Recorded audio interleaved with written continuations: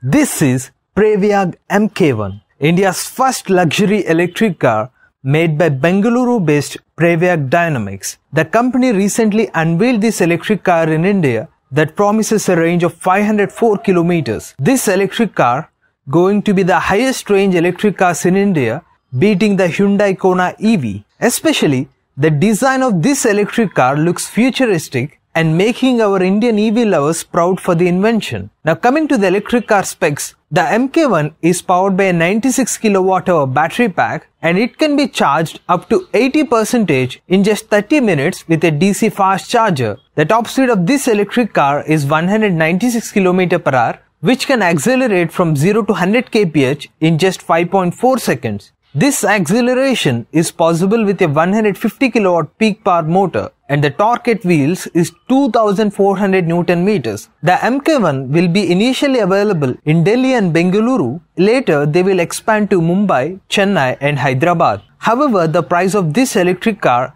is not announced yet. Go green, go electric.